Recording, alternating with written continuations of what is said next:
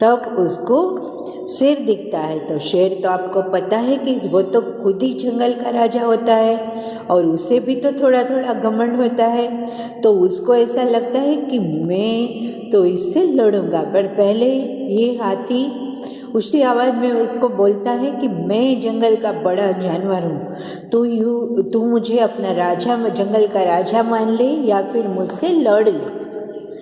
शेर को भी अपने बल पर घमंड था, वो तो खुद ही राजा होता है, तो उसे तो अपने बल पर घमंड ही होता है।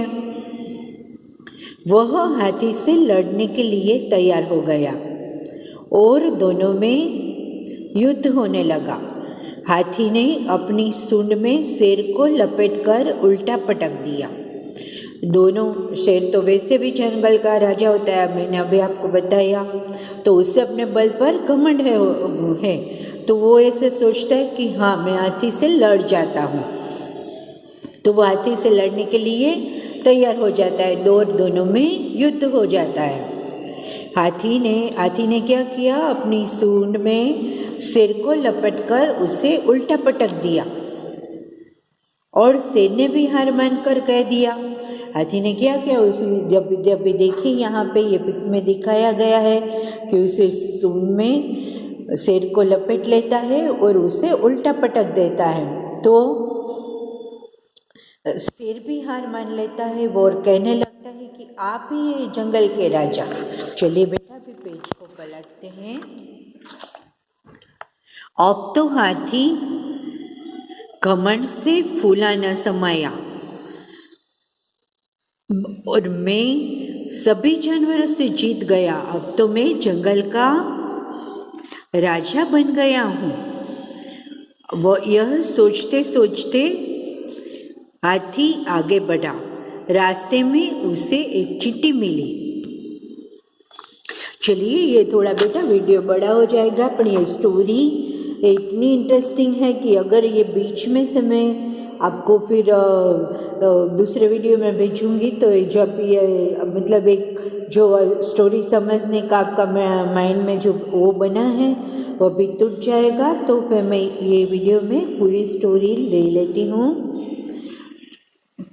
अभी तो हाथी घमंड से फूला न समाया, मतलब उसका घमंड तो बहुत बढ़ गया कि अभी तो मैं सब जानवर से, मतलब शेर से जीत गया, लोमड़ी भालू सबसे जीत गया हूँ और मतलब सब ने मुझे अपने जंगल का राजा मान लिया है। तो अभी तो मुझे कोई भी हरा नहीं सकता है। तो वो घमंड से फूला नहीं समा रहा था और आगे बढ़ रहा था।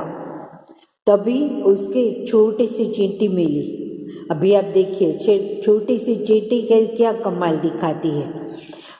जो चींटी से भी वो वही कहता है कि मैं जंगल का बड़ा जानवर हूँ, तू मुझे अपना राजा मान ले या फिर मुझसे लड़ ले और हम दोनों में से जो जीतेगा वो जंगल का राजा होगा।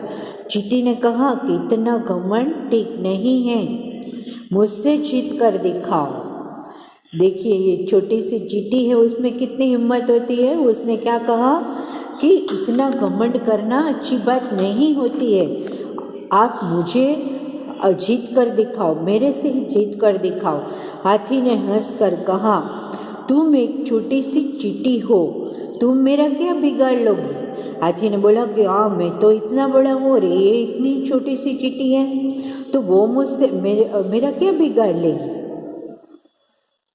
हाथी ने फिर चींटी से कहा कि तुम तो मुझसे हरा ही नहीं पाओगी।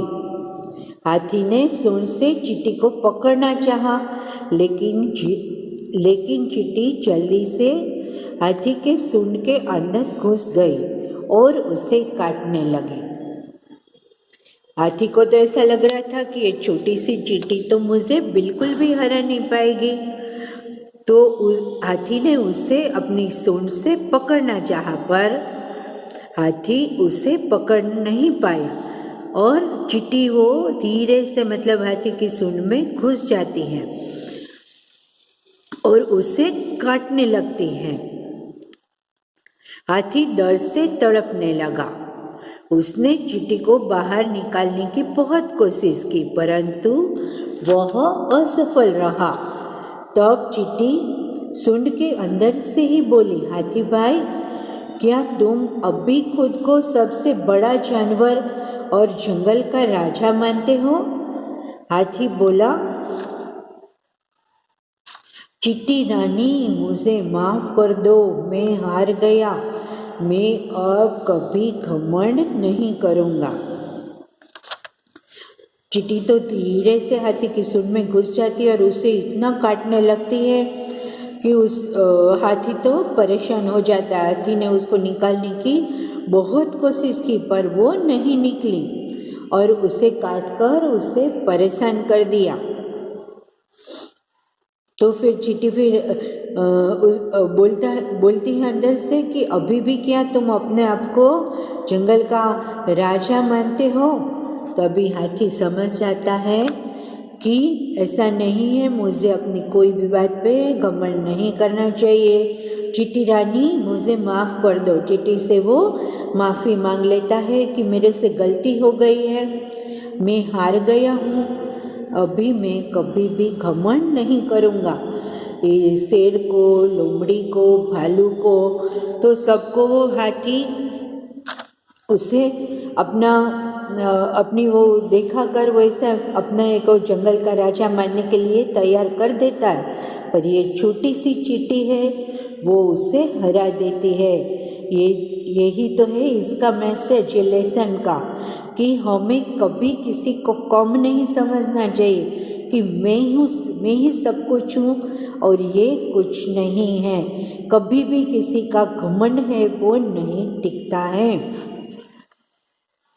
चींटी सूंड से बाहर निकल आई। जब हाथी है वो चींटी से माफ़ी मांग लेता है कि हाँ मैं हार गया हूँ, तभी और अभी मैं कभी भी घमंड नहीं करूँगा। तभी वो चींटी अपने आप ही बाहर निकल आती है और हाथी फिर उसे गलती का पछताता हुआ सुंदर वन में वो चला जाता है। चींटी जब सूंड से बाहर आ जाती है तो हाथी भी अपनी गलती के ऊपर पछताने लगता है और पछताता हुआ सुंदर वन की ओर चला जाता है, मतलब अपने सुंदर वन में फिर वापस से जाने लगता है। इतनी छोटी सी चींटी ने इतने बड़े हाथी को हरा दिया और हाथी ने उससे माफ़ी भी मांग ली। इस तरह नन्ही सी चींटी ने हाथी के घमंड को चूर चूर कर दिया। जो हाथी अपने आप को बड़ा जंगल का राजा समझने लगा था, उसके घमंड को इतनी छोटी सी चींटी ने चूर चूर कर दिया। बड़ी अच्छी है ना स्टोरी? आपको ये बड़ा इसका जो अच्छा मैसेज है कि हमें अपने को कभी ज़्यादा और किसी को कम नहीं समझना चाहिए। अपनी कोई भी बात पे हमें घमंड नहीं करना चाहिए। कभी किसी की हार या कभी किसी की जीत हो सकती है, पर हमें अपनी कोई भी बात के लिए घमंड नहीं करना चाहिए। चलिए अभी आप भी कोई भी बात के लिए घमंड नहीं करेंगे ना, कि मेरे पास तो इतनी बड़ी साइकिल है, मेरे पास तो ये है, मेरे पास तो वो है, दूसरे के पास भी और सब कुछ हो सकता है। मैं तो ये आपको सिर्फ एग्जाम्पल दे रही हूँ। चलिए इसका संदेश है, हमें घमंड नहीं करना चाहिए तथा किसी को छोटा भी नहीं समझना चाहिए। अभी मैंने एक गुजराती में जो कहावत की कि सकट का भार है वो स्वान झीले, मतलब अगर एक बहुत बड़ा गाढ़ा होता है, गाढ़े के नीचे अगर जो डॉग होता है तो उसको ऐसा लगे मेरे ऊपर ये गाड़ी का भार है, पर ऐसे नहीं है, वो उसके नीचे होता है। तो कभी भी अपनी कोई भी बात के लिए घमंड नहीं करना चाहिए, क्योंकि घमंड कभी नहीं टिकता है। आपको पता है ना कि रावण को कितने सिर थे? 10 थे, फिर भी एक ही सिर वाले राम ने उसे हरा दिया। उसे बहुत घमंड था रावण को। तो ये स्टोरी का बहुत अच्छा मैसेज है, अभी ये वीडियो मतलब पूरा लेसन का मैं भेज रही हूँ, इसलिए इसकी जो एक्सरसाइज और हार्ड वर्ड्स वो सब मैं दूसरे वीडियो में आपको भेजूँगी। और अगर ये हो सकता है तो इसकी मैं इमेजिनरी वीडियो भी मतलब आपको भेजूँगी कि शेर आता है वो लोमड़ी को कैसे फिर हराता है, वो सब का वीडियो भी मैं अभी आपको भेजूँगी। ठीक है बेटा, टेक केयर एंड बाय।